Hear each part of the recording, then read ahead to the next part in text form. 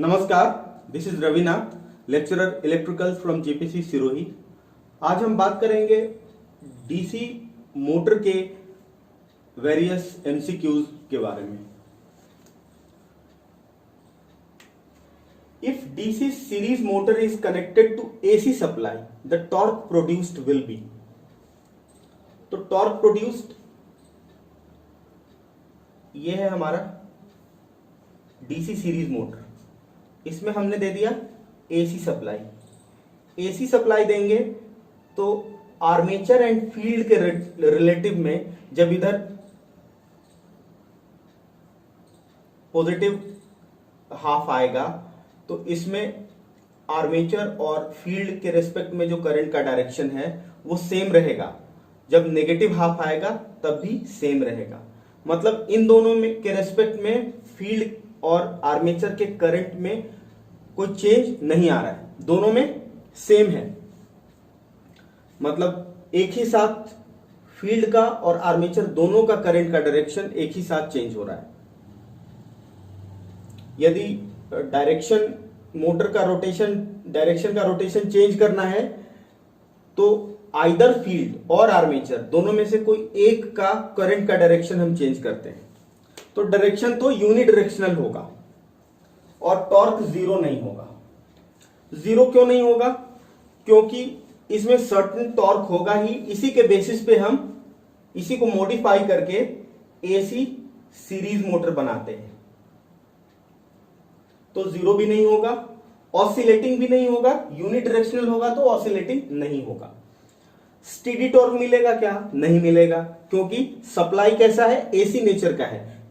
DC में steady मिलता, लेकिन एसी में कैसा मिलेगा? Pulsating and unidirectional. तो इसी का डीसी सीरीज मोटर को ही हम उसको उसमें सर्टेन मॉडिफिकेशन करके उसको एसी सीरीज मोटर बनाते हैं, यूनिवर्सल मोटर बनाते हैं।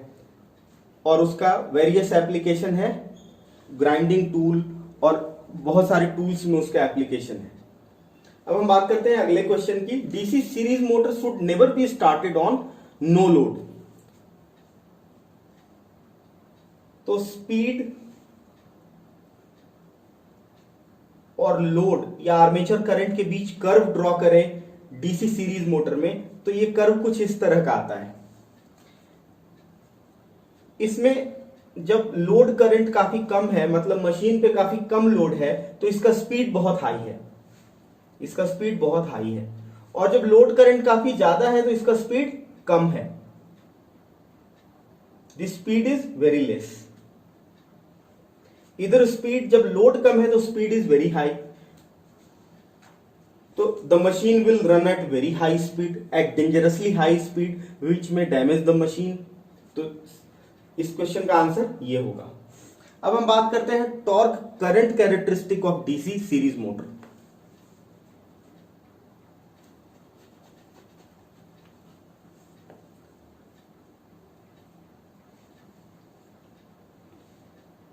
टीए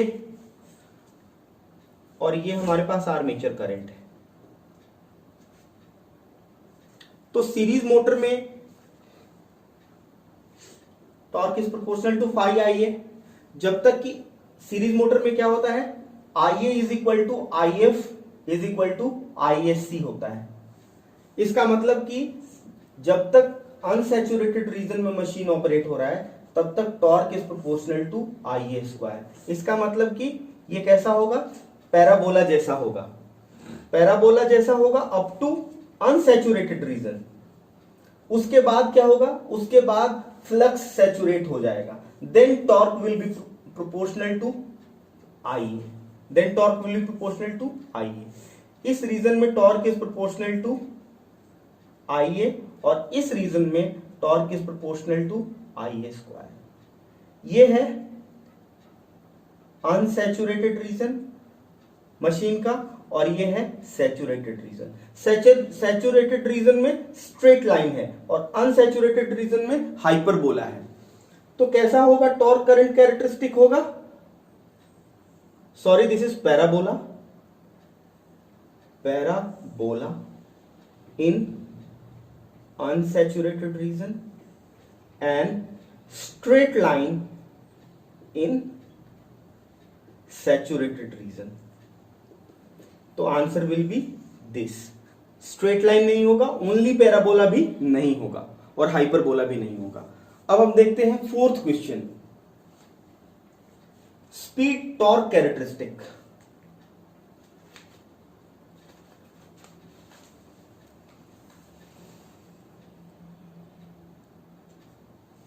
ये है इसका स्पीड और ये है इसका टॉर्क। ये कैसा होता है? ये सेम होता है कैरेक्टरिस्टिक, उसी के जैसा दिखता है जैसा कि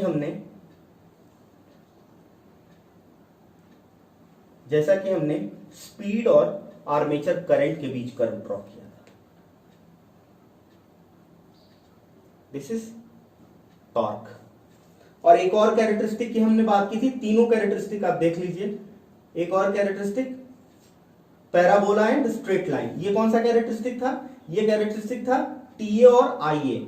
ये टीए और आईए इसको क्या बोलते हैं? इसको बोलते हैं इलेक्ट्रिकल कैरेक्टरिस्टिक, और इसको बोलते हैं स्पीड और टॉर्क कैरेक्टरिस्टिक को मैकेनिकल कैरेक्टरिस्टिक ऑफ मोटर बोलते हैं। और मोटर के एप्लीकेशन या सिलेक्शन का क्राइटेरिया है, जो कि हमने स्पीड देखा था, स्पीड वर्सेस लोड कर्व, वो इससे देखा था सेकंड क्वेश्चन में। तो तीनों कर्व आपके सामने है, it is very easy to recall. अब देखते हैं हम speed torque characteristic. Speed torque characteristic है वो किस तरह का है? सेम जैसा कि स्पीड और आर्मेचर करंट या लोड कैरेक्टरिस्टिक है। तो ये कैरेक्टरिस्टिक है अनसैचुरेटेड रीजन में speed is proportional to 1/√T, और सैचुरेटेड रीजन में speed is proportional to minus armature current plus RAC. मतलब एक स्ट्रेट लाइन हो गया। ये क्या हो गया? सैचुरेटेड रीजन में स्ट्रेट लाइन हो गया। इधर भी ये सैचुरेटेड रीजन है। हम बात करें एन वर्सेस आई ए का, या N versus speed versus load का बात करें, तो ये है इसका सैचुरेटेड रीजन, ये है अनसैचुरेटेड रीजन। तो अनसैचुरेटेड रीजन में speed is proportional to 1/I, और इस रीजन में speed is proportional to RA plus RAC। Sign होगा माइनस क्योंकि ड्रूपिंग है। बात करें इसका तो ये स्ट्रेट लाइन है। अब हमसे क्वेश्चन क्या पूछा गया है? स्पीड टॉर्क का पूछा गया है। होलिस्टिक पिक्चर ड्रॉ करने के लिए हमने तीनों चीज रख दिया आपके सामने। ये इसका सेट पार्ट है, सैचुरेटेड पार्ट, और ये अनसेट पार्ट है। तो DC series motor speed torque हमें देखना है, वो कैसा कैरेक्टरिस्टिक होगा। तो ये कैरेक्टरिस्टिक क्या है? ये कैरेक्टरिस्टिक है हाइपरबोला, और उसके बाद है स्ट्रेट लाइन। ऑप्शन हमारे पास क्या है? Straight line, parabola, hyperbola. तो इसका आंसर होगा डी। डी में हम क्या लिखेंगे? Hyperbola up to unsaturated, unsat region, and then straight line in saturated region. It is very easy to remember. और बाकी कैसे आया ये सब हमने ऑलरेडी वीडियो में देखा था। अब हम आगे क्वेश्चन की तरफ चलते हैं। DC series motor is used in which application? DC series motor. तो डीसी सीरीज मोटर का कैरेक्टरिस्टिक किस तरह का होता है? हम बात करें टॉर्क और करंट कैरेक्टरिस्टिक की, इलेक्ट्रिकल कैरेक्टरिस्टिक की बात करें तो ये कुछ इस तरह से होता है। डीसी सीरीज मोटर का स्पीड और टॉर्क कैरेक्टरिस्टिक, मैकेनिकल कैरेक्टरिस्टिक इस तरह का होता है, और डीसी सीरीज मोटर का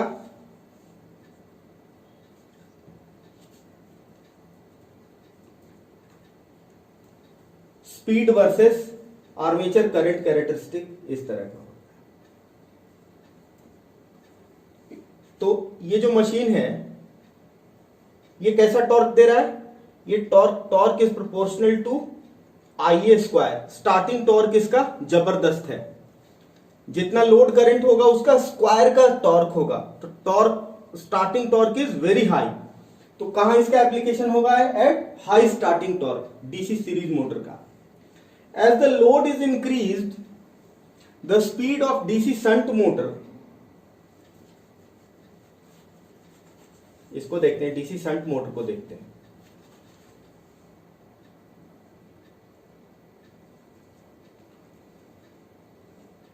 जैसे लोड हम बढ़ाते हैं इसका स्पीड और आर्मेचर करंट कैरेक्टरिस्टिक होता है, मतलब लोड कैरेक्टरिस्टिक होता है, ड्रूपिंग कैरेक्टरिस्टिक होता है इसका। तो जैसे ही लोड बढ़ाएंगे हम, वैसे ही इसका स्पीड क्या होगा? स्लाइटली डिक्रीज होगा। DC shunt motor is found suitable in fans. अब डीसी, इसके तीनों कैरेक्टरिस्टिक की बात करते हैं शंट मोटर के। ये शंट मोटर का स्पीड और लोड कैरेक्टरिस्टिक हो गया। शंट मोटर का टॉर्क और लोड कैरेक्टरिस्टिक कैसा होता है? स्ट्रेट लाइन होता है। और शंट मोटर का मैकेनिकल कैरेक्टरिस्टिक, मतलब कि एन और स्पीड और टॉर्क कैरेक्टरिस्टिक कैसा होता है? सेम, इसके जैसा होता है, ड्रूपिंग कैरेक्टरिस्टिक होता है।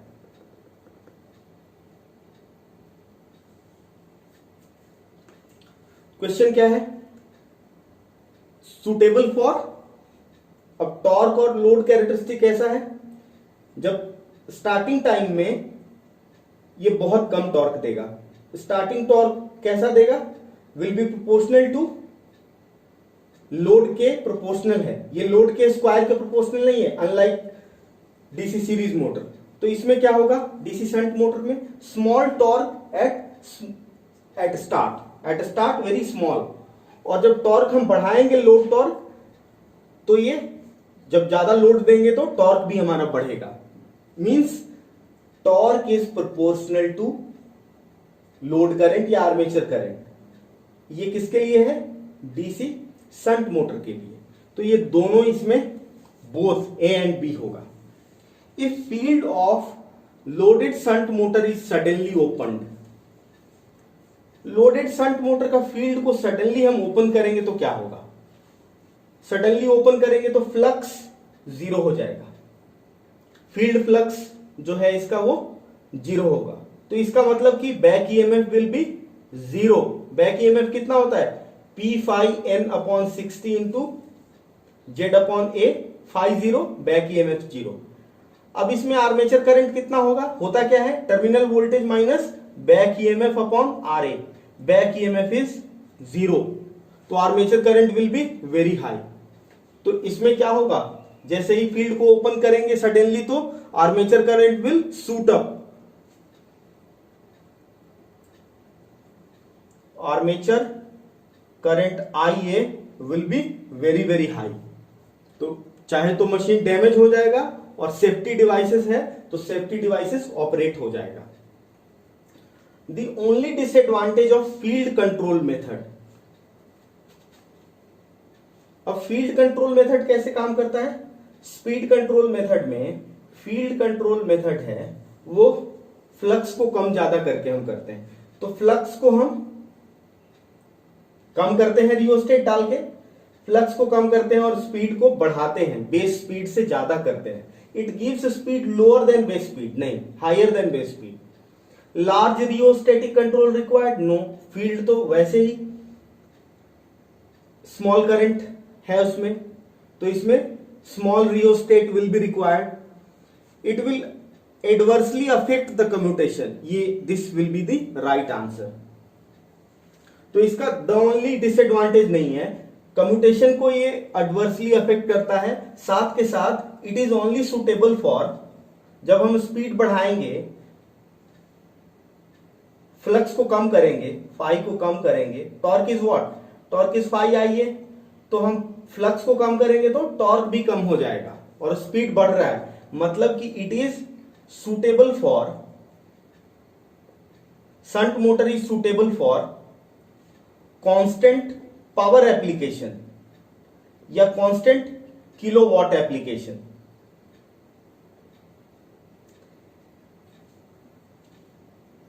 Shunt motor with field control method. Field control method will not suitable for constant torque application. Load torque जहां कांस्टेंट है वहां ये मेथड सुटेबल नहीं है. तो हम आगे कुछ क्वेश्चन की बात करते हैं. Rheostatic method, armature resistance control method भी इसको बोलते हैं. Is it economical? ये इकोनॉमिकल कैसे हो सकता है? ये है rheostatic control method.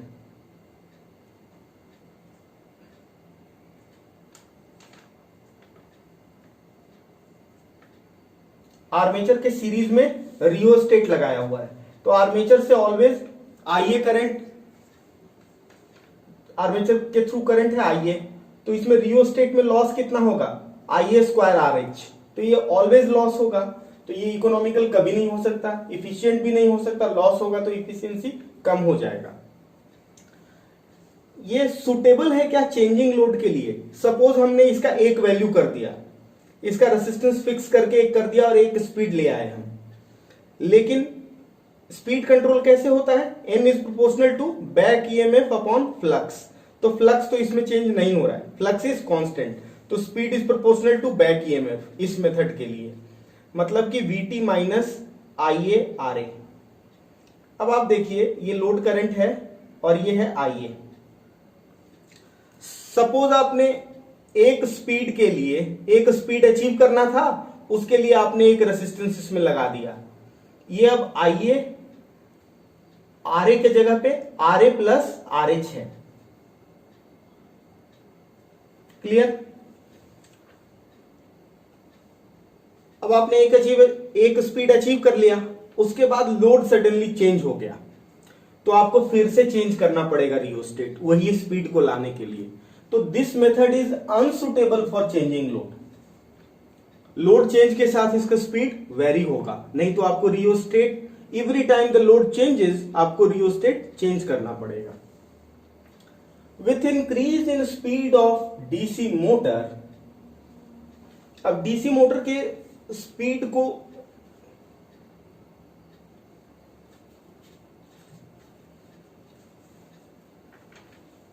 DC motor का speed is proportional to back EMF upon flux. Speed, इसमें तो फ्लक्स की कोई बात नहीं हो रही है, बैक ईएमएफ की बात हो रही है. मतलब स्पीड को बढ़ाने के लिए, इंक्रीज करने के लिए बैक ईएमएफ को बढ़ाना पड़ेगा. और जैसे ही आर्मेचर करंट क्या होता है? Back terminal voltage minus back EMF upon RA. इसका मतलब कि जब बैक ईएमएफ बढ़ेगा तो आर्मेचर करंट कमेगा. मतलब इसका राइट ऑप्शन क्या होगा? ये होगा. इसमें इन ऑल द केसेस जब बैक ईएमएफ बढ़ेगा तो आईए कम होगा ही होगा, और जब भी बैक ईएमएफ बढ़ेगा तो स्पीड बढ़ेगा. स्पीड कब बढ़ेगा? जब बैक ईएमएफ बढ़ेगा, और जब बैक ईएमएफ बढ़ेगा तो आर्मेचर करंट कम होगा. Efficiency of DC motor when developing maximum power,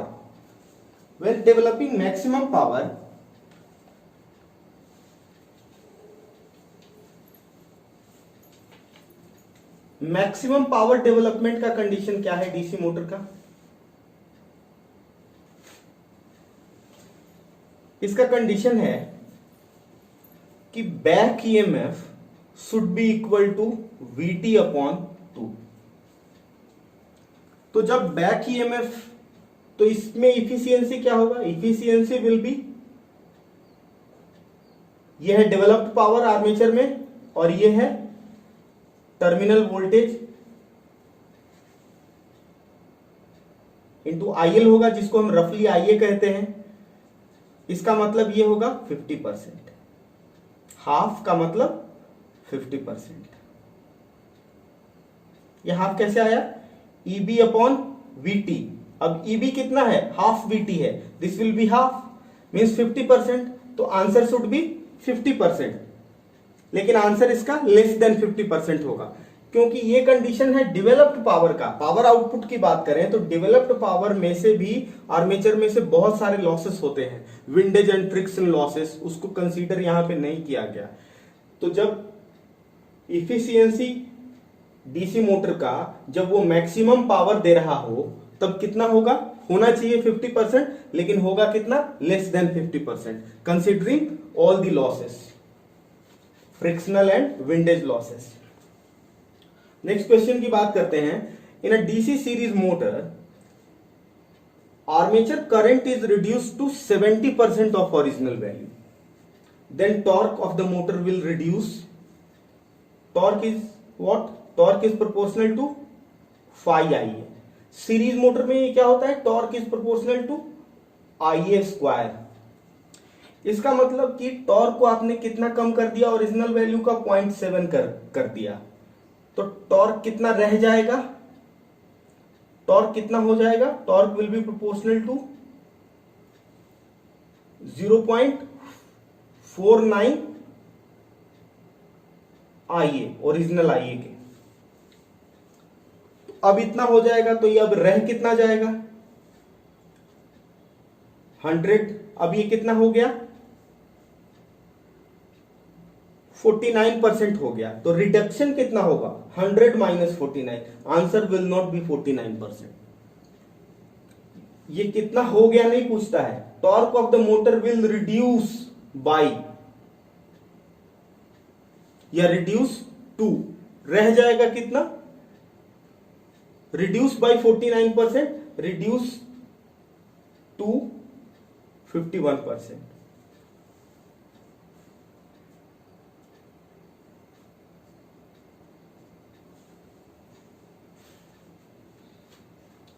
The speed control in both direction, which method of speed control, which method of speed control controls the speed in both direction? Flux control? Not. Armature resistance control? नहीं. Watt-Leonard method? Yes.